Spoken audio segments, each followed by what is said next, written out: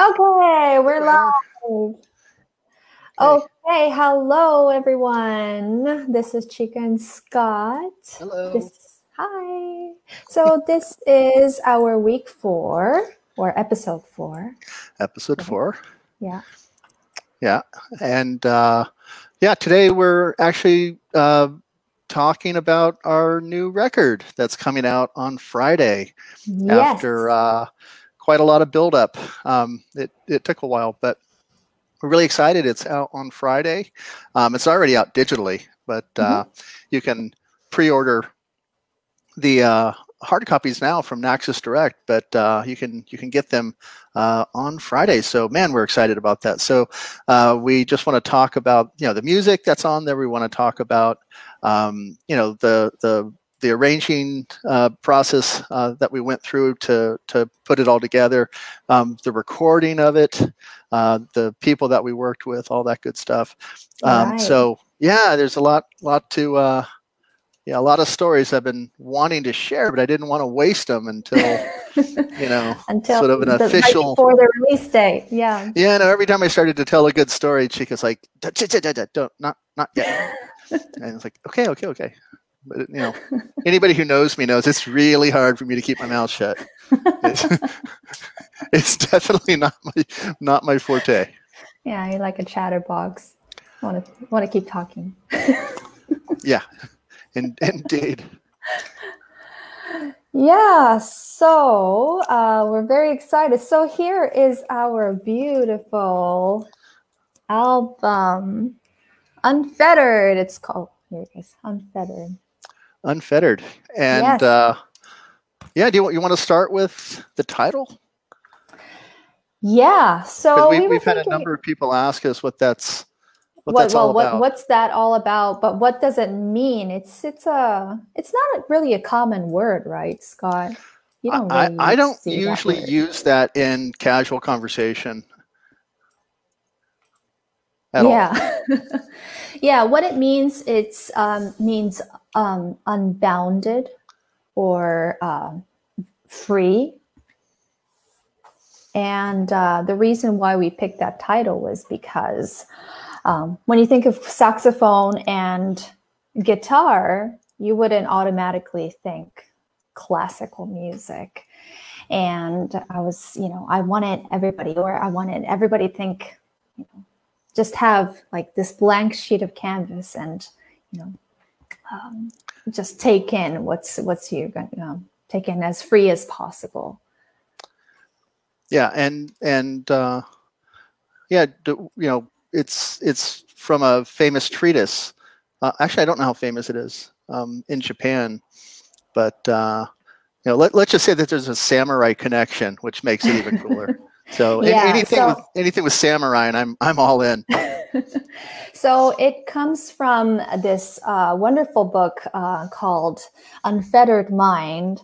I know those English speakers and readers, you can't read this, but it's by this monk called Takuan. And he wrote this book to this famous swordsman, in particular, called Miyamoto Musashi. And it's basically how you would go into the battle with your sword and how you would have your spirit on that particular sword. And it goes on to the story about, where do you put your mind when you are in a battle or one-on-one in a battle? Because usually samurais, they would have one-on-one sword battle. And when you put your mind on your sword, that you will be cut by an opponent by thinking about your sword. And if you put your mind into the other person's sword, you're going to get cut because you're thinking about that other person's opponent's sword. So, all these things, it goes into the story about where do you put your mind. And eventually he goes into a story about, you should not put your mind in one particular place. Yeah. Yeah, it's maybe the first book on performance psychology. That's true. Yeah, I mean, kind of think about it that way. That's true. And I've always wanted to write about that psychology of this unfettered mind, applying the unfettered mind onto the music playing, because we get so caught up in so many things while we are, either learning the music or performing or listening to music. And what we have to do is actually, come to a point where we don't have to think anything and just and samurais, it's so much edgier than inner game of tennis. Right. Well, those of you who know Scott is a tennis player, right? You play tennis like twice a week these days? 2 or 3 times a week. Yeah. Nice. Yep. I go through bottles and bottles and bottles of sunscreen, and it doesn't work. I'm gonna sue Coppertone. Well, I haven't seen you that red recently. I have good lighting tonight. Trust me, it's a horror show.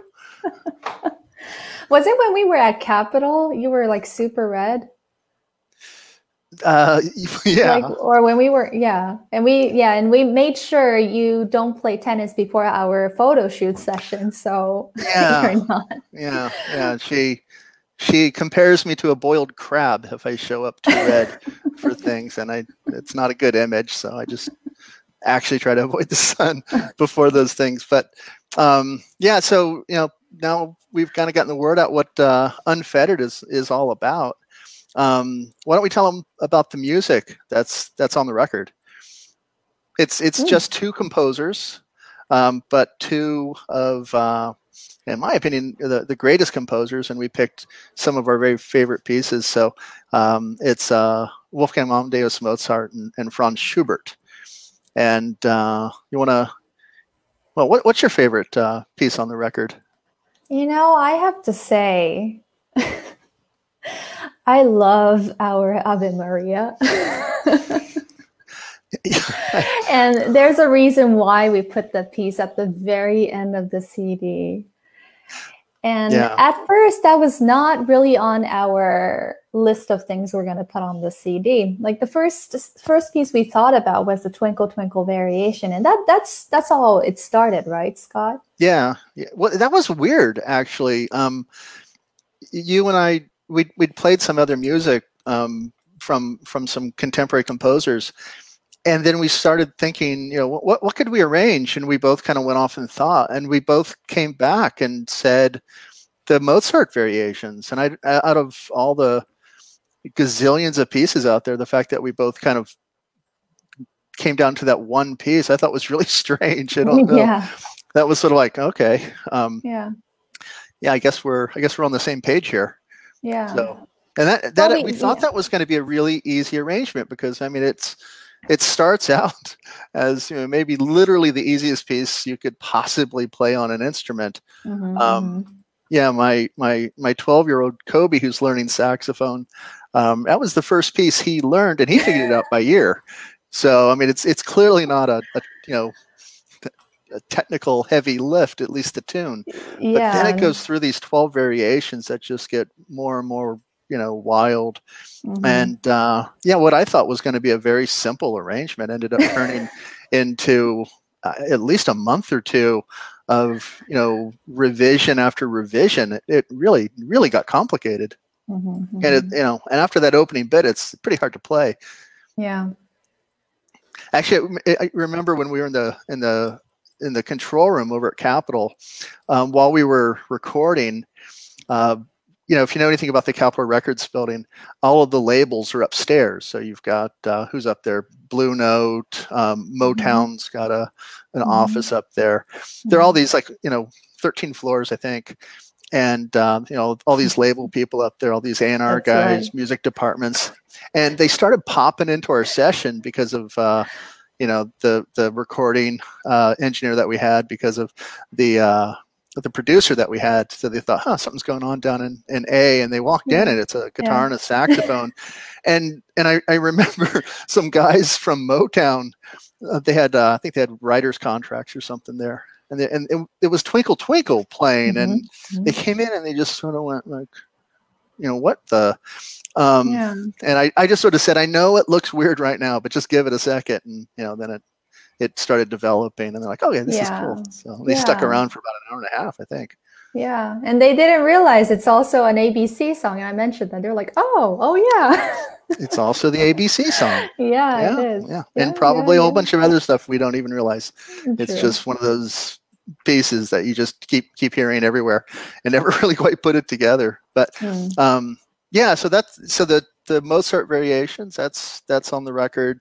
As Chika said, Ave Maria, the famous Schubert, that you've probably heard at at least one or two weddings and things like that. But that actually became more than just a piece for us to record. I remember every time we, the way it goes for every artist, if you're in the studio, especially if you're working on something really heavy, or Peggione or something like that, and it gets a lot. You've done a couple of takes, and it's like, I'm getting tired or whatever it might be. We would actually step back and we'd play just like a bar or two of maybe a phrase of Ave Maria or just one verse, and we'd immediately just sort of settle back down and find our way back into the zone, which was kind of cool. So that was sort of our step back and take a deep breath piece.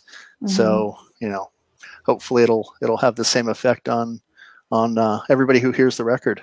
Yeah.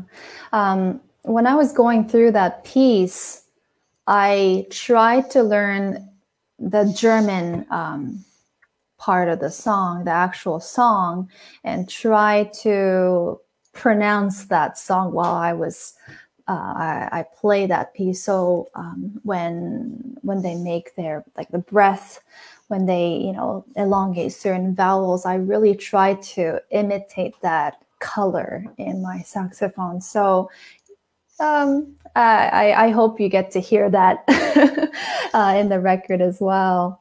And Scott really kept this, really gentle and nice tone of his guitar underneath it. And and the I guess the big heavy piece, the tour de force on the record, is the 3-movement Arpeggione sonata of Schubert, which was also one of the first pieces we played, because I'd played it with flute. That's right. And I played with the piano. Yeah, but that didn't stop. We didn't just play our parts. We actually then took that as the beginning and ended up, still doing a lot of new things with the arrangement. So, we had a little bit of a head start with that one, but not really. And that's a great piece. I think it may be one of my favorite pieces of music of any genre. Period. Of it's extremely tough on the guitar. I mean, to be able to play the whole piano part, everything. First off, everything's tough on the guitar. That's true. At least you were constantly changing your finger numbers. Yeah. No, I know we're planning to publish the score, and I want to get the copy over to the person who's going to do the final version, and it's unreadable. You can't, it makes no sense, and it's on my iPad, and I've used the Apple Pencil, and it's just annotated within an inch of its life, and you can barely see the notes, and it looks awful. I think if I sent that to him right now, he'd probably just reject the entire project. And even when you were rehearsing that piece, of course I don't play the guitar, and the way to instruct or tell Scott how the chord should sound was like, I don't know, I don't like how it rings. Can you try a different fingering? That's all I could say. Yeah, well, I mean, it's great that you played it with piano, because that was what Schubert had in mind. So you had that very much in your head, and I really had to sort of step it up and make sure I was doing what a good pianist would do with that, not turn it into a dumb guitar piece. Oh, please, no. Yeah. But so actually, some people have asked, when we talk about the piece, because if you know what an arpeggione is, it looks like a cello and a guitar got together and had a baby. That's what it looks like. It's like a cello, but it's fretted like the guitar. And then you play with the bow. Yeah, the tuning is similar to the guitar, but you play with a bow and hold it like a cello. So it's an interesting instrument, and the story is that Schubert had a friend who played it. It was a new instrument back then, and must have been a really good friend, because he put a lot of work into a piece where the instrument didn't really go anywhere after that. I mean, I don't know. That was the only piece that was written, as far as I know. I don't know. I mean, surely his friend knew other pieces besides this one, so there must be something, but it's so obscure that we we just never know. Probably something interesting to research at some point. But some people wonder, because the arpeggione looks so much, it's so guitar-like, that I must be playing that part.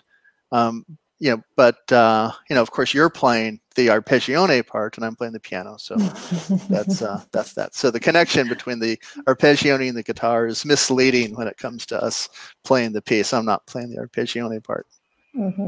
But I do know that there are some arrangements with guitar and piano where the guitarist is playing, and then there's of course the John Williams with orchestra, and that's really interesting to listen to as well. Arpeggione with the orchestra. He's doing arpeggione with orchestra, and he's playing the the arpeggione part, and the orchestra, it's just an orchestration of the piano. But I do like that one actually. It gets a fair amount of radio play on KUSC. Heard it, a couple of times. Problem is, every time it comes on, I have to, get stuck in my driveway listening to it, because I don't want to turn it off and go in. So, but it is a long piece. Last time I heard it, I think I had time to go to Trader Joe's, run a few more errands, and then go home, and I barely made it to the third movement. So it's no joke. 24 minutes. Yeah. Maybe? Yeah, something like that. Yeah. That's a very good analogy about going to Trader Joe's. No, it's a journey, that piece, and every time we start to play it, it's just take a deep breath. And I mean, you're a wind instrumentalist, so you literally take a deep breath. But I mean, we take a collective deep breath, because it's once you start it, you can't stop, I guess. Got some people asking, are you guys taking questions? Yeah, Ryan. Yes, we're definitely taking questions.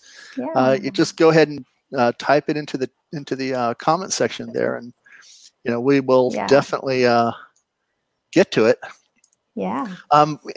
Two more pieces on the record that I forgot. There's the Mozart Adagio for solo piano. It's kind of an obscure piece. I'm blocking on the Kerschel number right now. Do you remember? Was it 5? I don't want to. Kerschel 540.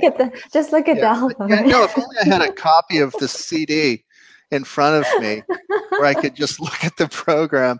Adagio in B minor, Kerschel 540 is the piece, and it's a beautiful single movement piece. It's 10.5 minutes long, so it's not a little tiny, just a sketch or anything like that. And it's got some really dark stuff in it. I mean, Mozart was. Yeah, you would imagine Mozart like light and happy and.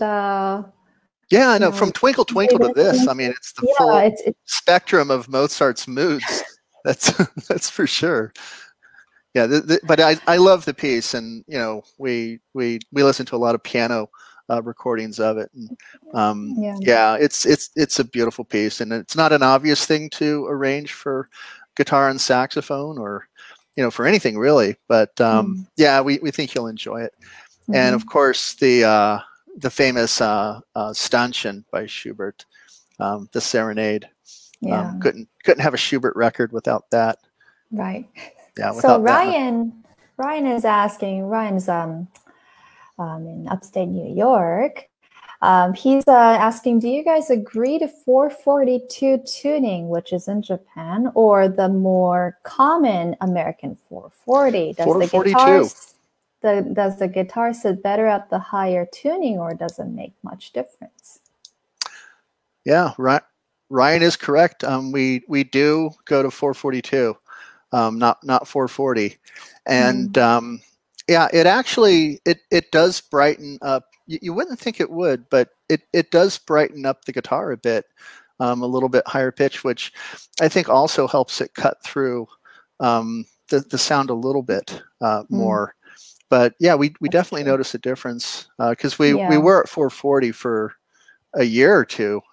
I can't remember exactly how long. That. Yeah, but then we started tweaking with pitches, and we realized there are certain notes. Saxophone can get sharp on certain notes, and of course flat on certain notes. But yeah, so to make that adjustment, like we tweaked a couple things with the pitches, and at the end we came down to 442, I think. Yeah, 442. It like I said, you wouldn't think it'd make a difference, but it actually does. I'm never going back. I'm a 442 guy now. Yeah, I remember. Was it at USC? Maybe. I feel like the orchestra pitched a little higher than 440. So yeah, what does LA Phil tune to? I don't want to be wrong, but I believe it's 440. Just 440? You're leaving us in suspense here. I like I said, I don't want to answer a question that's okay. That I don't know quite clearly. Gotcha. Yeah. So what I think I don't want to run out of time because we've got so many fun stories from the recording of this. When we first started talking about making a record, we were actually talking to a different label.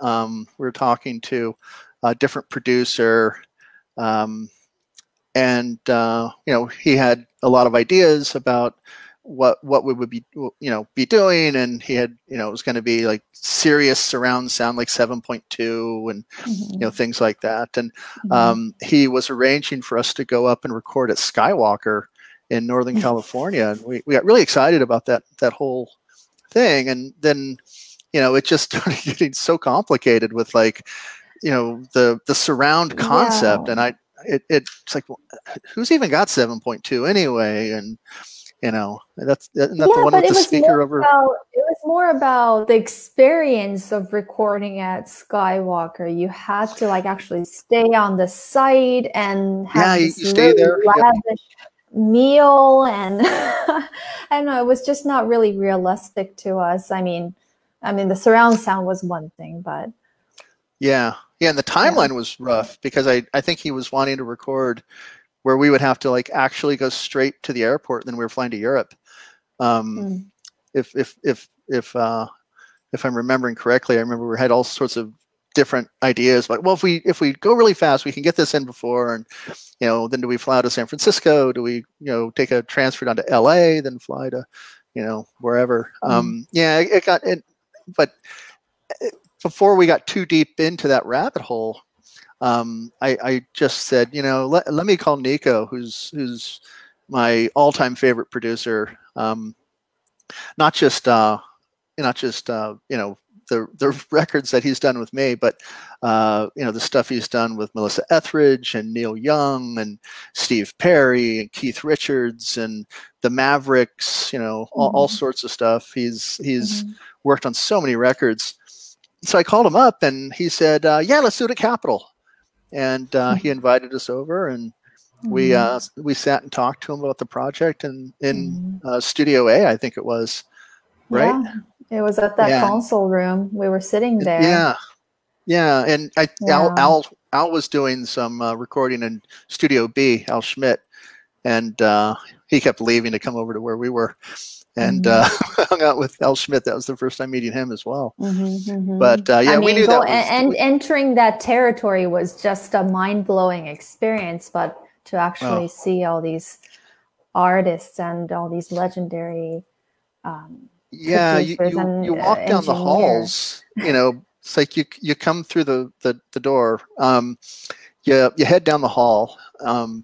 Studio A is the first one you see, and it's got that famous red light up above, and the halls are lined with black and white portraits of artists in the studio recording, and it's like Frank Sinatra, Frank Sinatra, Paul McCartney.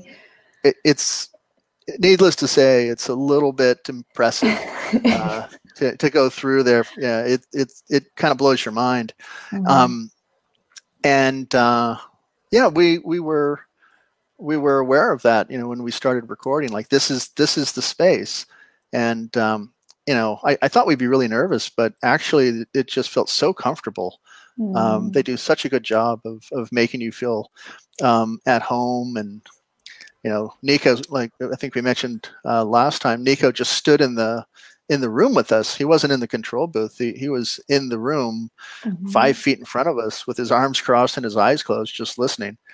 So yeah, it felt like home. And yeah, I've never had that experience ever, to have a producer, in the same room and listening to you right in front of you and say, I think he would be like, oh, you can try that one more time.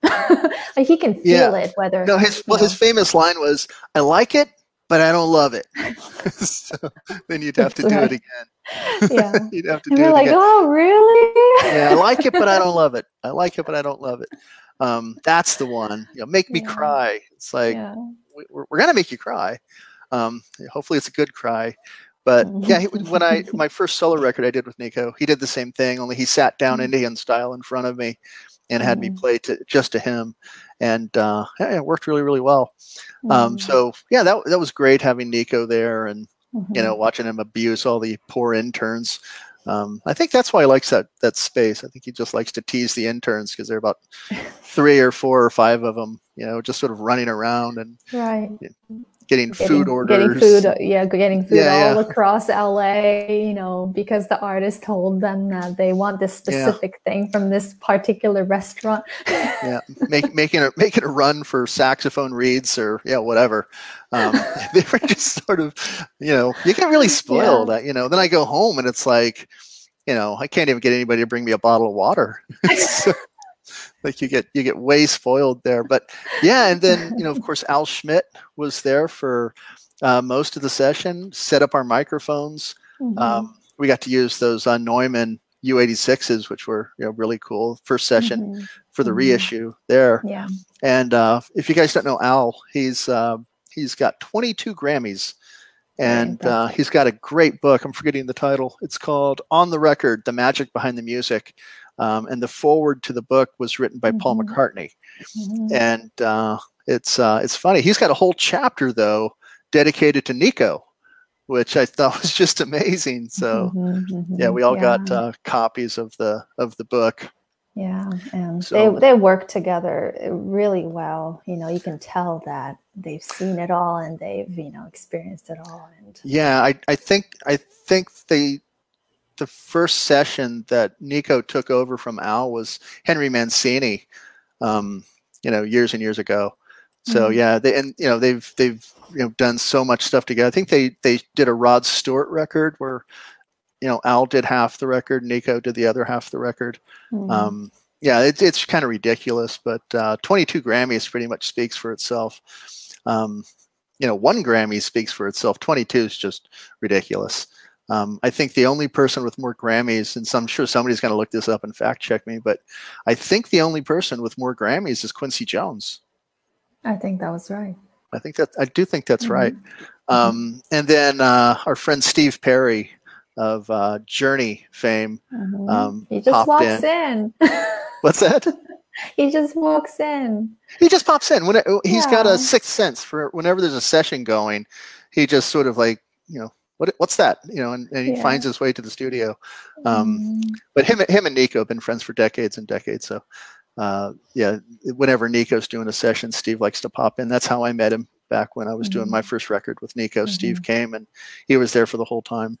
But Steve kept coming in, and sort of took over the session a few times. He jumped on the computer and he was doing all the crossfades and Pro Tools, and he was really helping me out. He's always like, guitar up 3 dBs, and he's always wanting more guitar, and it's kind of funny. He would try to I guess keep us focused on what we were doing also. I mean, I remember once we were all hung up on just a little ornament, a little turn in Schubert, I think. And Steve was just like, he's behind Chika going, she's crazy. It sounds great. Just, I think he particularly liked that Arpeggione. He was like, wow, this is really, he says, this is so compelling, this music. But we're really honored to have Steve there. And he even wrote us a really nice little blurb for our press release. And he's been really supportive. So, shout out to Steve Perry for helping us out there. That was great. But can I tell them your secret about Steve, and that you didn't really know who he was? Well, as a person, I know the band Journey, but I couldn't make the connection that I've never really seen Journey's band like in person or in like some sort of video. I've never seen it. So I recognized the music, but I didn't know who he was when he walked in. So I brought up Don't Stop Believing on my phone, and I handed it to her, and she just went like, oh. Okay, then. Steve. I was like, Scott, who is Steve? And this just got real.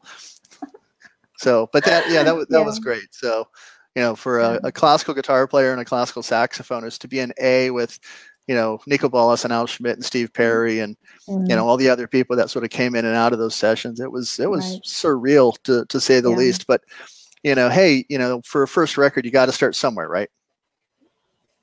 Yeah, that's right.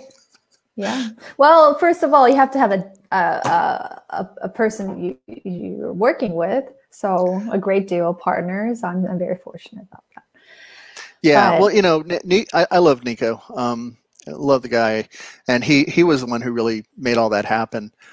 So he did good producer things, and made sure we had the space, and we didn't need Studio A for sure.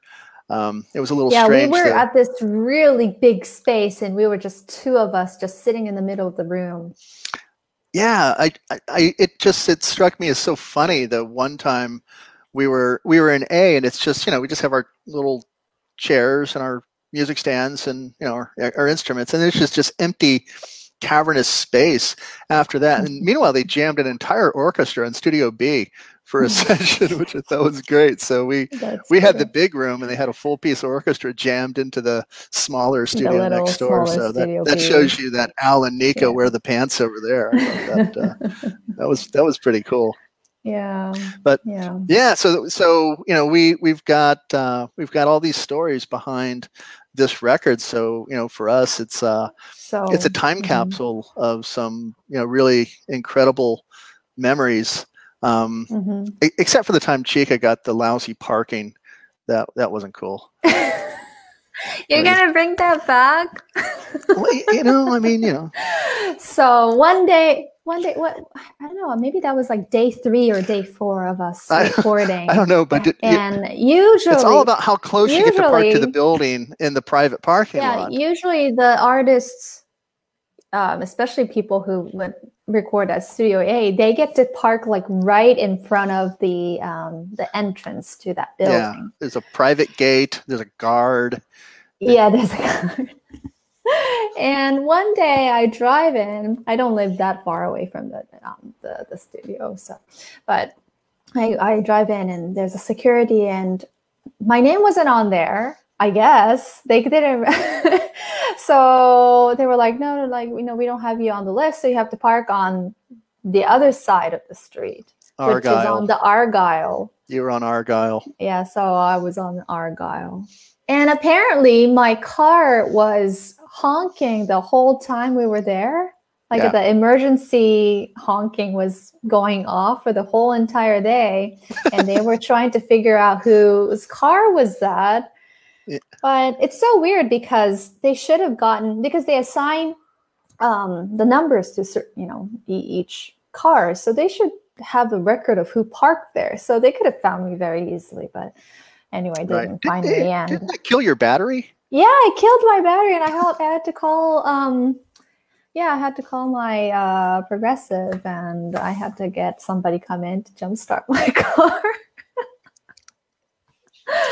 Well, and then we turned Argyle, of course, into a verb. So anytime you felt dissed or disrespected, you got Argyled. Argyled. So don't Argyle Chika. You'll pay for it. Let this be a lesson to everyone. Yeah. So okay, we did get a fact check. Thanks, Melody. Salty, most Grammys won. I'm guessing she means salty. Yeah. The Grammys, yes. Yeah. Thanks for fact checking. Well, then I'll say the producer with the most Grammys. How about that? Now she's going to go online and start looking for it. Oh no! Everybody just we love to look things up and know right away. It's the age of Google where you can know anything quickly. But So that was the recording part. Right. And from the recording, there's a couple of processes after you actually record the audio.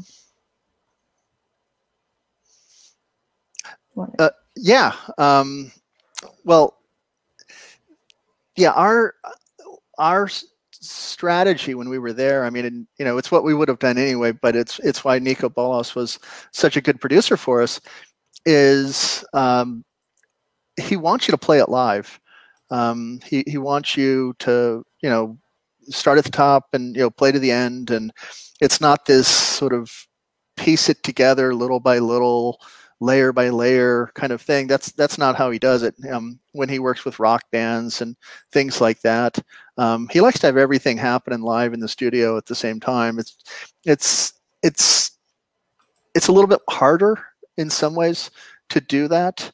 But it definitely is a different vibe than if you're kind of like, okay, let's just get the first 8 bars. Let's get the first, the next 8 bars. Okay, let's just make it to there, and then just keep stopping and starting and stopping and starting.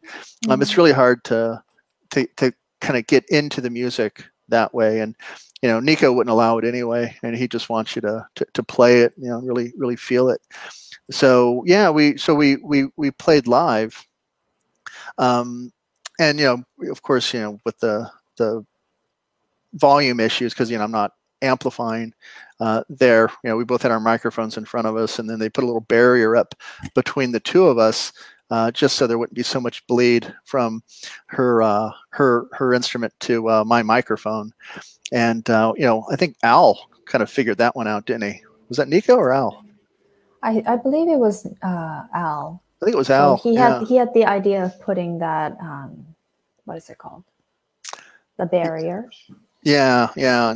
Nico was, he thought it was great that Al Schmidt was up. By the way, Al Schmidt's 88 years old, in case I forgot to mention that. And he was out there setting things up and, get the music stands, putting the microphones in. And Nico thought it was just great. Always dressed so well. Yeah. Oh my God. Yeah. No, he always came in. He's the coolest 88-year-old I've ever met, for sure.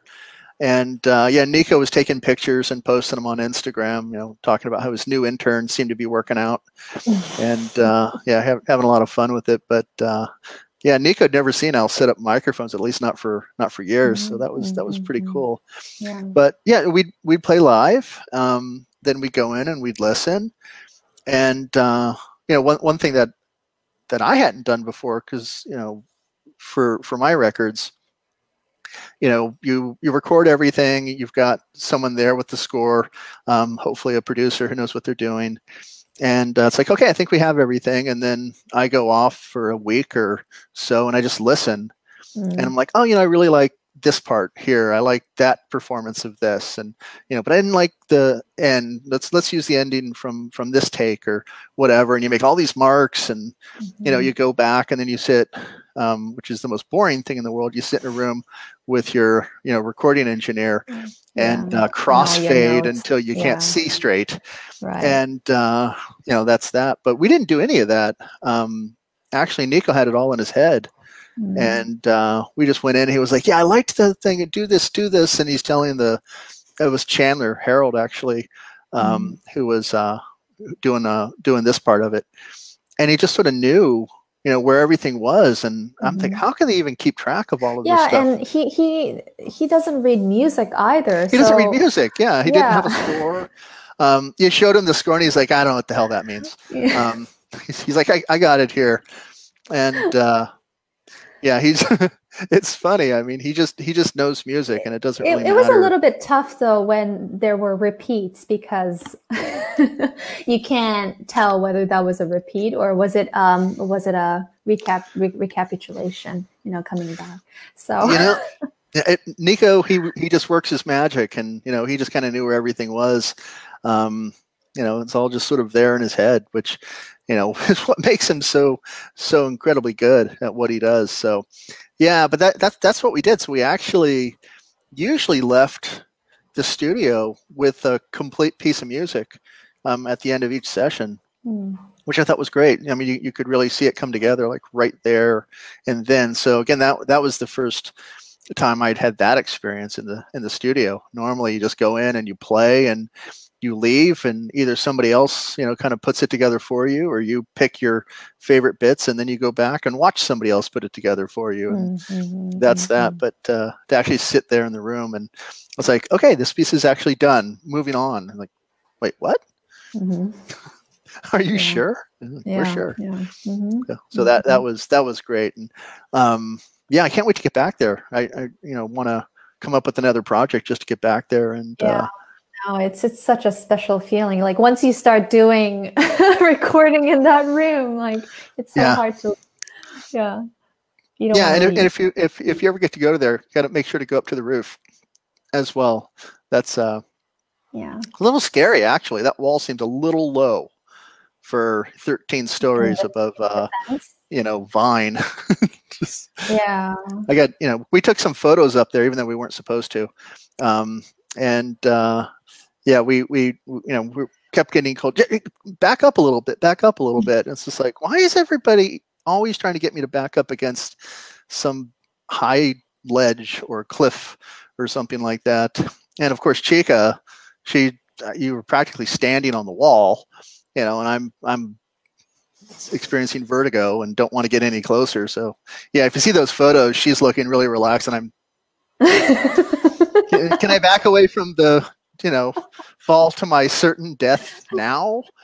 And it's kind of like that video we shot in Mallorca in Spain. Chica's right on the edge of this cliff that goes down, and I'm like, I'm good. I'll be over here by the rocks. Like, you're not supposed to get that close to high edges. It wasn't that bad. In Spain, that was sunrise, and we'd been up since 3 a.m. or something ridiculous like that. So I wasn't sure of my depth perception and coordination, so that was questionable. And at Capitol, it was after about 10 hours of straight recording, and I wasn't so sure about my ability to judge distance or maintain, an upright position either. So I would argue I was just super tired both of those times, and under normal circumstances, I would have been super brave. Yeah, not buying it. Okay, that's fine. that is fine. But we're so happy that everybody finally gets to hear this.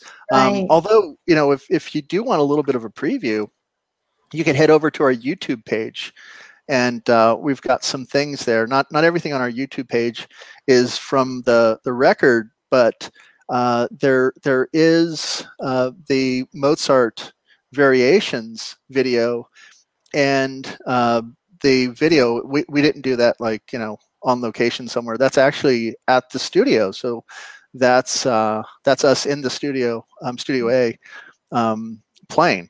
So yeah, you can go and kind of see us there. And yeah, we've actually got, I don't know how much video, but we've got probably a couple hours of. Yeah, we dug up so many videos earlier today, so hopefully we can put that together and get another couple videos out from that. We just discovered a whole bunch. We just discovered about 50 today, didn't we? Yeah, I don't know if it's 50, but yeah, so many videos. Yeah, it's a lot of high definition, kind of beautiful looking video. So yeah, we'll have more video content there soon. And of course, our videos from Spain, and I think there's a rehearsal with orchestra doing Ave Maria, which is also on the record, but that's a version with us and full orchestra. That's there. So yeah, please head over to our YouTube page and we also have a subscribe. website too. And yeah, it talks about us, and we're hoping that we can get more blog posts out talking about our experiences, like what we're talking about. And Scott did a first post about Capital. I think you'll be writing a couple more, I heard you say. So yeah, no, this is sort of what we were talking about. I think our first live stream, this is episode 4, so we started about a month ago doing this. And how do you stay engaged and busy and creative and keep producing content in a pandemic, which is where we are. So at first we were not sure how we would feel about releasing a record during pandemic, because we can't do a proper release party, where you can invite friends and actually. We should have brought champagne to this, Chika, but it's like 11 in the morning where you are, so that's probably not a. Maybe you could have mimosas or something. That's true. Yeah. Well, or we could be in a Spain time. Spain, 11 in the morning is a perfectly fine time in Spain. Yeah. I think, well, at least in Granada, it's mostly cognac before noon. So it's like, I don't know. I never partook in before noon cognac. That seemed a bit much. But every police officer in Granada seemed to be drinking cognac at 8 in the morning, which, by the way, made me feel very secure. Yeah, I want my police force nice and drunk early in the morning. That's what could go wrong. Oh, yeah. But that country's running fine. Yes. So. Yes, indeed. Well, unfortunately, they're having a second wave now of COVID. Yeah. But I'm not going to think about that. I'm planning to be back there on. What is it? I just got the itinerary. July 18th. July 18th. I think that's a Sunday. And yeah, there's a concert at the Alhambra on the 19th. And then got a whole month ahead there. Then Chika will fly in and we'll play a concert and it'll be great. So no COVID. It's going to go away then, right? Like a miracle. We'll see. So don't get political, Scott. Don't get political. Where can we get these CDs? In the US, I've already got mine.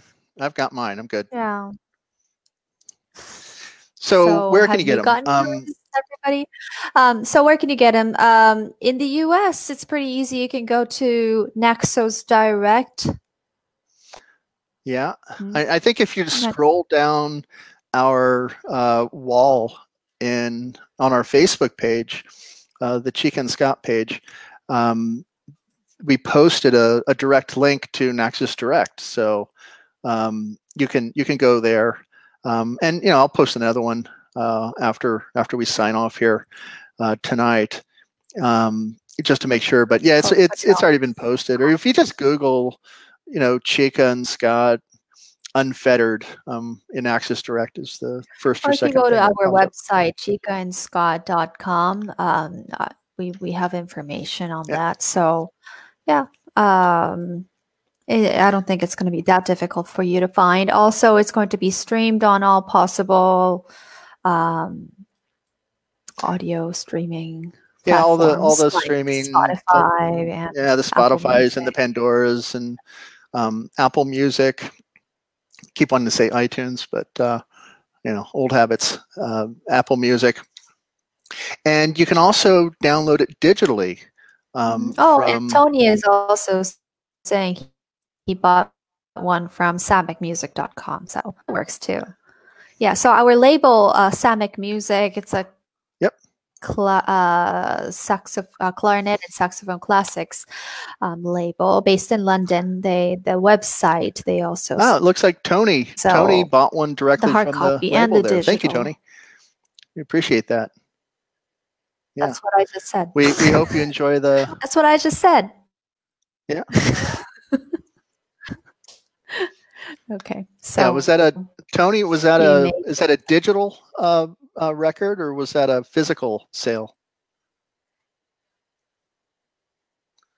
He purchased a download online, and that's actually been out now for a couple of weeks. But we were being very subtle about that. We weren't making a big deal out of it because we wanted to really have October 16th be the official release. But for those who dug a little bit, the digital version has been able to be purchased for at least a few weeks now. Yeah. But I don't know about you, but I just like to have a physical version here. And by the way, it's not a jewel case, it's a digipack, which for all you artists out there making records, man, I'm never going to do a jewel case ever again. The digipacks are amazing. They're fantastic. They don't crack. It's cardboard. They don't crack.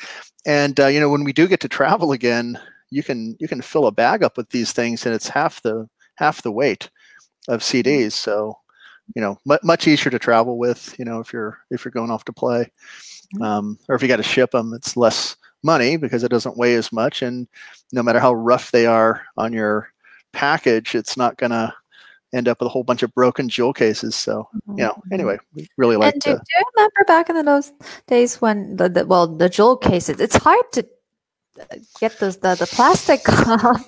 So when you want that darn little plastic strip along the edge, you had to really get it off nicely. Oops. Yeah. Well, guitar players have the edge. We just take our thumbnail and open it up there. But those things are awful. Yeah, I hated those. Yeah, there's not one of those here. Just wrapped in cellophane. So very cool. There's the back. A lot of people have commented on the cover. And I know I've got a glare here. I'm trying to get the right angle there. There you go. Yeah, so this is taken by a photographer named Ed Acosta. And he's a street photographer. Actually, that's his main thing, and he mainly shoots in downtown Los Angeles, and just knows every inch of downtown LA. It's pretty impressive driving around with him in his car. Just knew every little spot. But this one was at the little plaza over at the Broad, the police plaza. So the headquarters of the LAPD. Yeah, who knows? Maybe it's all covered in graffiti now. Who knows? Well, I just remember thinking, we're shooting because you're technically supposed to have permits and stuff to shoot in downtown, and got to be a little bit careful. You can't get cited if they think it's a professional shoot, and this clearly was. And so where do we go? We go right to Police Central Plaza and shoot right in front of their front door. And nobody said anything, but man, was that a bold move. That was an unfettered move, Chika. That's a good way to put it. Yeah. see how we brought to me, shooting at the police station was the safest place in downtown LA. So I felt a lot safer being there than other places in downtown. But I guess people you might felt the argue it's the opposite. most dangerous place in downtown LA, but again, I'm not going there. I'm not. I promised I would behave and keep issues out of it.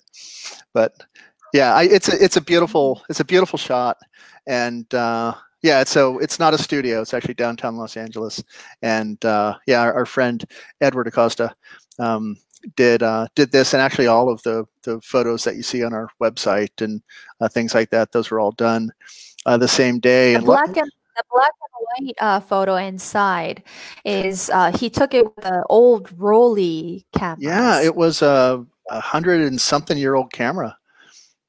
So yeah, that's not some Instagram filter. That's an antique camera that he brought, and looks really cool. So yeah, he was great, and we were lucky that we got these photos in. I think the COVID thing started about a week later. Yeah, it was like the last week of February or something like that. Yeah, we got it in. It was like a week later, I think. I don't know. I want to say we were doing this on Super Bowl Sunday, but does that sound right? Maybe that's why downtown was deserted, or either that or because of COVID. But well, no, COVID hadn't. That wasn't really a thing yet. Nobody was scared of that. LA, yeah, we weren't even talking about COVID yet. But I think it was Super Bowl Sunday. It was, yeah. That was when we did it. So whenever that was, that's when we did those photos. So maybe that's why there weren't so many people down there. Yeah. Cool. Maybe so. Cool. All right. It's 8:00 here in Los Angeles. So that brings us to the end of our weekly hour. But I know we say this every week, but we are looking to move this over to YouTube. Stream it to multiple platform on YouTube and like Facebook and possibly Instagram. We're gonna get this, Scott. We're gonna figure it out. Well, by we mean she, because I'm terrible with technology. So she's really the one who's been researching all of the possible ways to do this. But hey, if anybody's got some nice tips on how to stream split screen live through multiple platforms, please IM us, post it down in the comment section, whatever. We'd love to get some tips. But yeah, I just want to remind everybody again, this Friday, at least, I guess that's Saturday in Japan, but the record is out. Please order it. We're really proud of it. We know you'll like it, and can't wait to get the next one out after this. We've already got half a record recorded, to be honest with you. So we've already started working on that. Right, but yeah, we would love for it to get out to as many people as possible. Excellent. Yeah. Okay. Well, very nice talking to you, Scott, today. Next week we'll be talking about making a living as an independent musician, right, Scott? Yeah, and not just making a living as an independent musician, pre COVID, during COVID, and what may very well look like post COVID. Or as my friend Steve calls it, the before times and the after times. So yeah, we'll see. So we're going to be exploring that. So making a living as an independent, some would say DIY musician. So, and we're not just going to be talking about how to make a living as a classical guitar and saxophone duo. So we're going to broaden the discussion as much as possible, and we hope a lot of you will join us and weigh in with your experiences and questions. Great. Okay. Thank you, everybody, for watching. Yes. And we'll see you next week. Thank you. We'll see you this time next week. Thanks. Okay. Thank you. Bye.